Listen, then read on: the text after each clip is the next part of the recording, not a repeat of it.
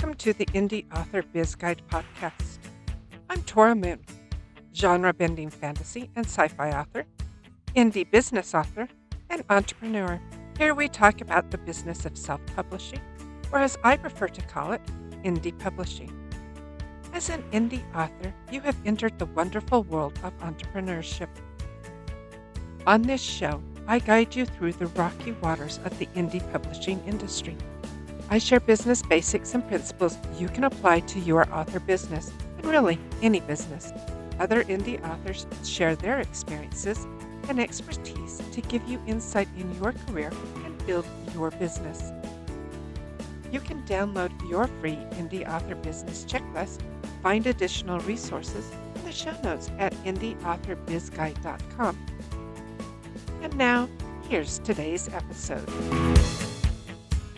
Hey, indie authors! Welcome to this week's episode of the Indie Author Biz Guide podcast. In this episode, I talk about the 3 pillars or legs of business and why you need them to have a successful business. Listen to the end for a free resource you can download to help you in your author business. The success of any business, including an author business, depends on the strengths of the 3 pillars of business. And these 3 pillars are 1, a product and or service, 2, a marketing, and 3, your business processes. And if any one of these pillars is weak, then your business isn't going to be as stable or as strong as you'd like. I like to use the analogy of a 3-legged stool. Now, when you have a 3-legged stool, like this tripod, you need them to be all the same length and you need them to be sturdy. If you have one that isn't, then it's going to tip and fall. It's not going to be sturdy and stable like you need it to be. Pillar 1 is your product and or service. And for authors, our products are our books, whether we write fiction or nonfiction. And we need to have a good product that people want. So if we're writing fiction, that means we need to have a book that people want to read. We want our books to fit the genre that we're writing. I have this problem because I write a mashup. I write a mix and I like to blend my genres. So my first series, I ended up calling it an epic science fantasy because it matches elements of epic fantasy and science fantasy and even a little bit of urban fantasy in there. So it's hard to market because I haven't written to market because people aren't quite exactly sure what they're getting when they read my books. Writing to market means paying attention to what the tropes are, what the market and what readers want, and writing a book that they will want. When you're writing nonfiction, that means that you are writing a book that's going to answer a question, solve somebody's pain point or problem, help them learn a new skill, help them know more about themselves if you're writing self-help or transformation or spiritual books. And for nonfiction authors, we also usually have a service that we offer. And this pillar applies there because we need to offer a service that people want. I'm offering the service of helping indie authors, especially new indie authors, develop their business, or nonfiction authors who have written a book and they want to self-publish it. So I help them navigate the indie author publishing business. And part of your services can help people learn a new skill or learn something new, such as if you're teaching a course. But it has to be something that people want. When you're developing your product and or service, it's always a good idea to have more than one stream of income. And for fiction authors, that means writing more than one book. It's very difficult, especially in today's world and industry, to make it with just one book published. The way fiction authors do this is to write in a series, especially fantasy and sci-fi. We write in series. People want series and big, long series sometimes.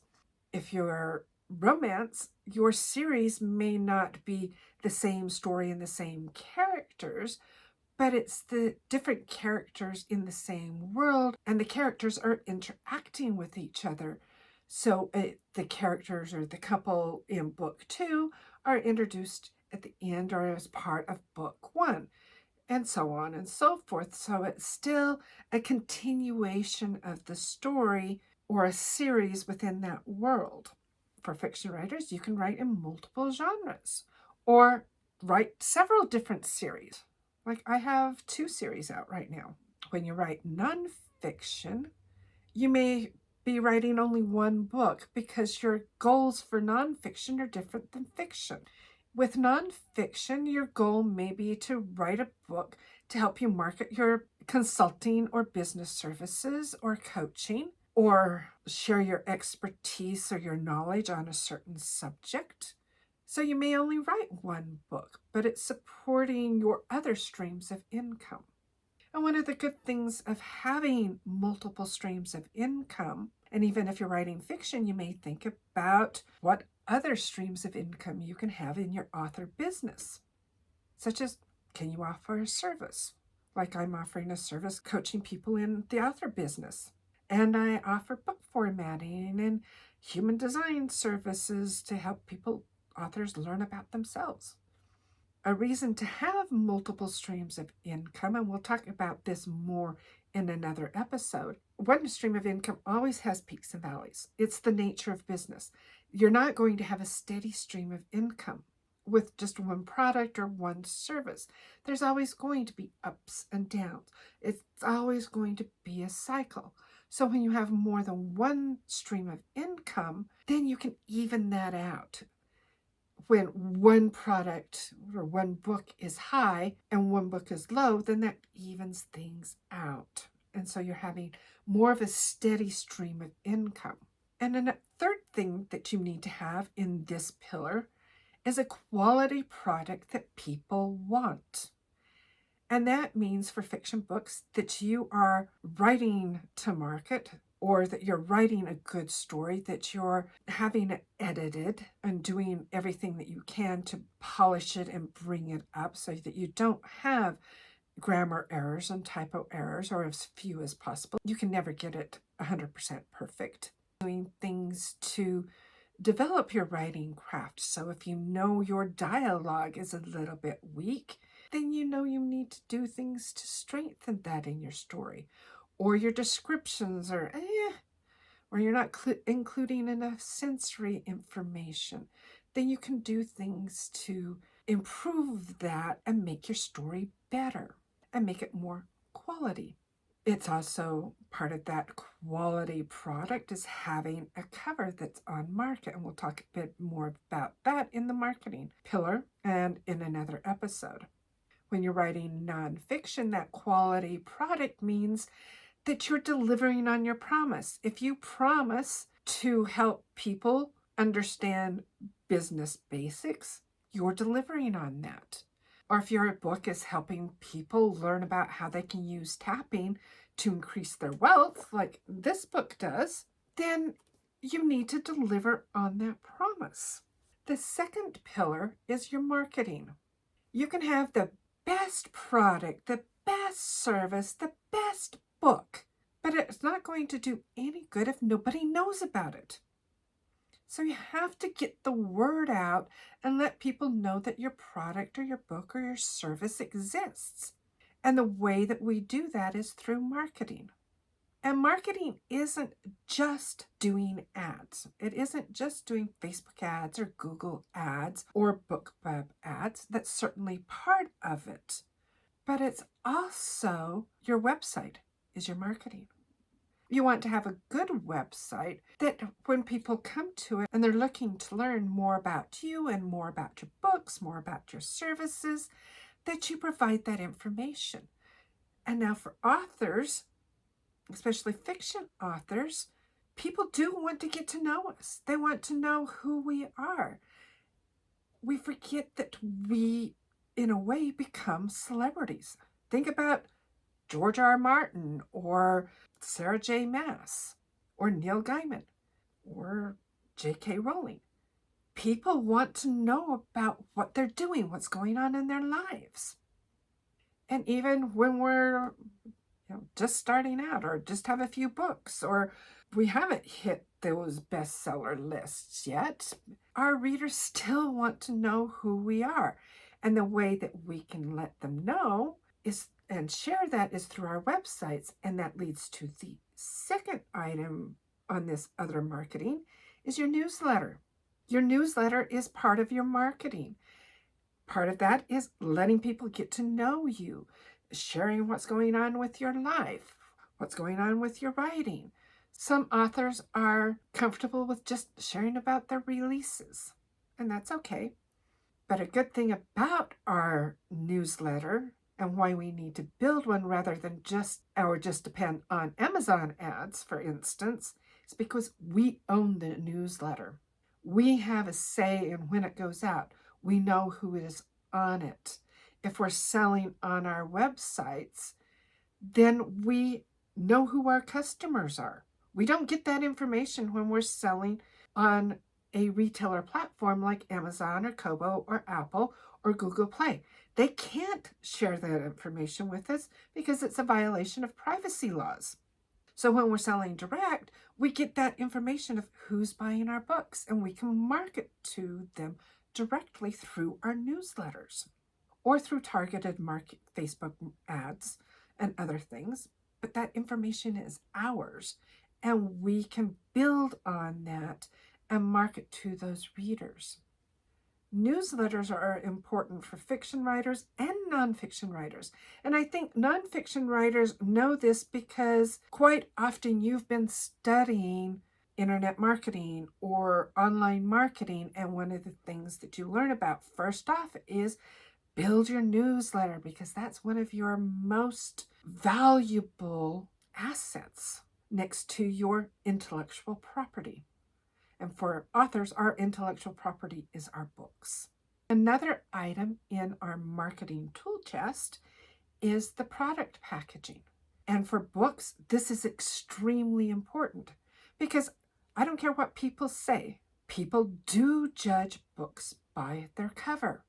Most people, not everyone, but most people will look at a cover first to decide if they're going to pick that book up off the shelf if they're in a physical bookstore, or if they're going to click on it to know more about it if they're on an online bookstore. So your cover has to grab their attention. And it has to be on genre. So that means if you are writing fantasy, you're using colors like purple and yellow. And if it's urban fantasy, you've got a girl or a guy with magic swirling around them. If you're writing rom-com, it's usually an illustrated image with bright colors. If it's a thriller, it's your darker colors, blacks, reds, maybe a deep green, sense of mystery, a sense of danger. Your thriller or your murder mystery isn't going to sell if you've got happy, bright colors and a fun illustration. It's a mismatch of what the book is. And that goes along with your typography. There's a lot that goes into the cover design and packaging it to meet market expectations. So your potential reader knows ahead of time, oh, this book is for me. Let me read the description. Let me know more about it.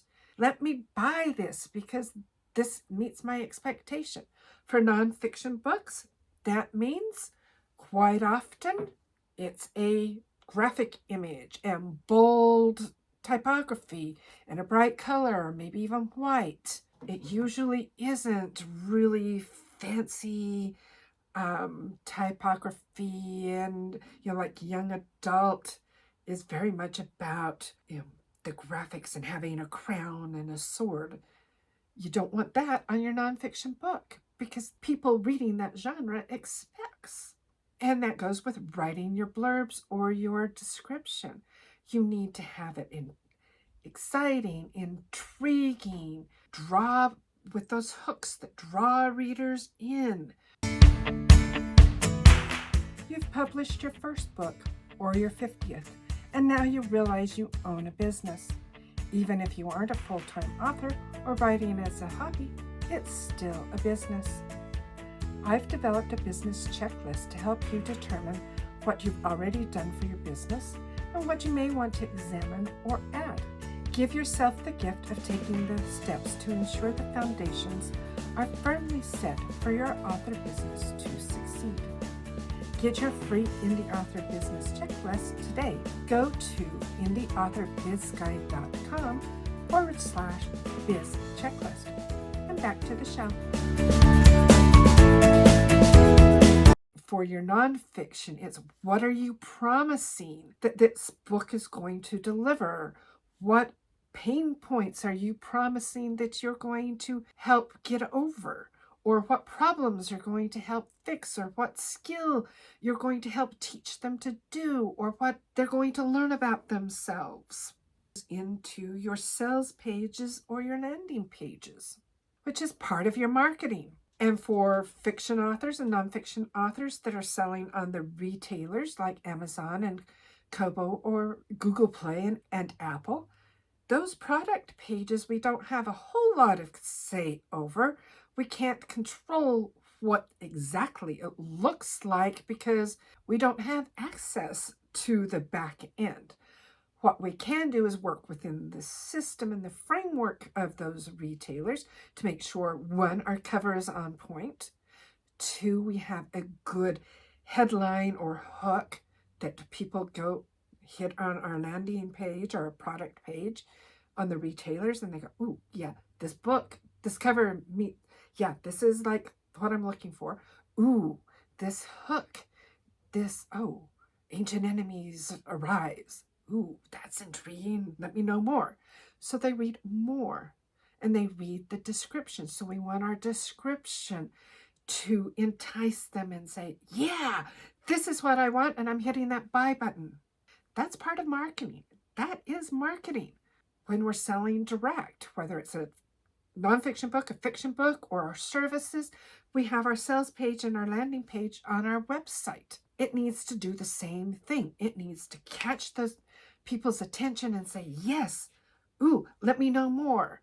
If you're doing nonfiction, it's like, oh, let me hear some testimonials about, is this delivering what it promises? Oh, let me know, I want to know more. So you have the long sales letters that I want to know more so that I have confidence in purchasing this service.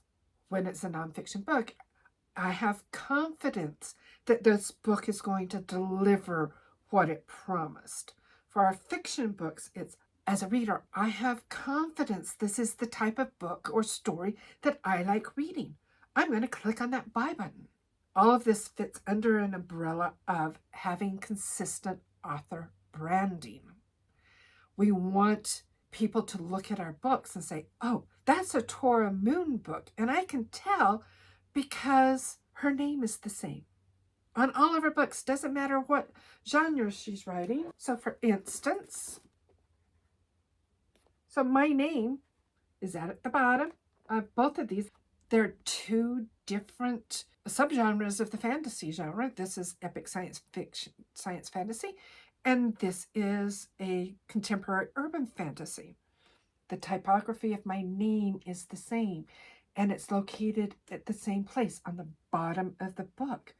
And you can see the typography of the title is completely different, and that's okay because the author branding is my name. And we'll go in, have another episode in branding our author business and branding ourselves as authors. And I would love to interview someone who is an expert in doing author branding, who is also an author, hopefully an indie author. So if you are this person, please contact me. I'd love to talk to you. The third pillar is your business processes. And your business processes include the infrastructure and systems of your business, including your accounting and financials. The reason I went into accounting many moons ago is because I saw, even then, how many small businesses weren't making it, that weren't being the success that they could be because they didn't understand this third pillar. They had really good products or services.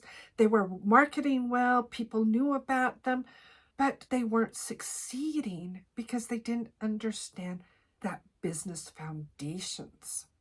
Many small business owners believe if they have money in their pocket or money in their bank account, their business is doing just fine. I hate to break it to you, honey. That isn't true all the time. Your accounting will let you know for sure if your business is succeeding or not. And, I definitely can go on and on about this part of the business structure because I did accounting for 25 years, working with small businesses. I didn't do taxes. I worked with them on their business and their business structure and making sure that their systems were in place. Accounting data is very important for running your business and understanding your business and the health of your business. And it isn't just for taxes. In fact, taxes is the last thing that your accounting is used for. If things changed in the world where we didn't have to pay taxes, you would still need to do your accounting because your accounting gives you the data that you need to make better business decisions and to know whether your business decisions worked or didn't work for your business. Your accounting data lets you know if you've got a going concern. When I was doing auditing, one of the things that we'd look at is this business thriving, which you can tell through the financials, or was it in that failure to thrive area? And we would have to give what would be called a going concern. We as accountants and auditors were concerned whether this business could continue functioning. Every decision that you make for your business has an impact on your financial situation and on your financials. You can see the results of any business decision you make in your financial statements. You're going to say, hey, Toro, really? What about something so small as the color of my cover? Yes, the color of your cover has an impact on your financials because if you choose the wrong color, it's going to affect your sales. If you choose a cover that isn't on market or doesn't fit the genre, and people are going, okay, this is in the romance, and it's got this weird red on it and blood dripping off of it. Is it really a romance with a happily ever after? I'm not so quite sure about this. I'm not sure if I'm going to even try this book. So yes, a small decision like that will impact your financial statements. Choosing whether to go wide and sell your ebooks on multiple platforms or being in Kindle Unlimited. That will impact your financial statements. Because if your genre isn't one that sells well on Kindle Unlimited, then you're not going to have the sales that you want. You may want to go wide. And we're not going into that discussion of wide versus select at this point. We may do that in another episode. Part of this pillar of having business processes is having a solid framework of systems and policies. And these are the systems and policies that support and holds up the money-producing activities of our business. And when we're first starting out our author business, we may not think about this at all. We're just thinking about writing our books and getting them published. However, if you think about those processes of what you're doing to get that book published, to put out your newsletter, to do that ad, launching your book, or all the other myriad things that we do as authors in our business, if you're thinking about what those policies are, what those systems are and how you do them. And if you start making a list of those or thinking about how you do them, then when you get to the point in your business where it's costing you more in your time to do those things than it would to give them to somebody else to do, when you are at that point in your business, you can say, yes, now it's time I can give this to a virtual assistant or hire a consultant to help me do this project or this task that's taking my time away from what's more valuable to me, that's writing my books, writing content, providing a service. If I'm taking all of my time in setting up my newsletter that I could easily hand off to a virtual assistant, that's that cost benefit trade-off that you're going to have to look at. And if you have that set up that you can say, okay, this is how I do it, this is how I want it done, it's easier to hand that off to somebody and have it done the way you want it done. And part of our framework of systems is having that marketing funnel, having that product funnel. That's part of marketing, but it's also part of your business processes, because you need to see what those systems are, what you need to have in place for that funnel to work. So when you have these 3 pillars of business, your product and or service, your marketing, and your business processes in place, and they are working the way they need to be working, your business is strong, it's stable, and it's able to grow. When it's rickety and you have one that you're not working on, or that is like the tripod earlier, if you've got one leg, like for me, this is marketing, my business is going to wiggle wobble and I can't grow the way that I want to grow. But if I strengthen that pillar or this leg, then my business is going to be stable and I can put more on it. I can add more things to it. I can write more books and I can grow my business. I invite you to look critically at your business and evaluate which of these pillars are strong and which ones you need work on. And those that you need work on, what do you need to do? Do you need more education? Do you need help? Is this an area where it's actually costing you more to try and do it all yourself? That what most authors are solopreneurs and we're doing everything all ourselves. So maybe there's an area where it's costing you more to try and do it than it would for you to hire that task or that process out. If you need help looking at your business and figuring out which pillar is weak and where you're strong, I have services that I provide that I can help you with that. With my business development VIP day, with creating your business plan, with business coaching, or if you want to start with my book, Business and Accounting for Authors, it goes into some of the detail on this and helps you figure out the business basics. If the 3rd pillar is where you're weak, this book will help with that. And as a free resource to figure out maybe where you are in your business, I have a indie author business checklist that you can download and has some questions to look at what you have set up in your business that will help you succeed in your business. Thanks for listening to this episode of the Indie Author Biz Guide podcast. I hope you found value in it.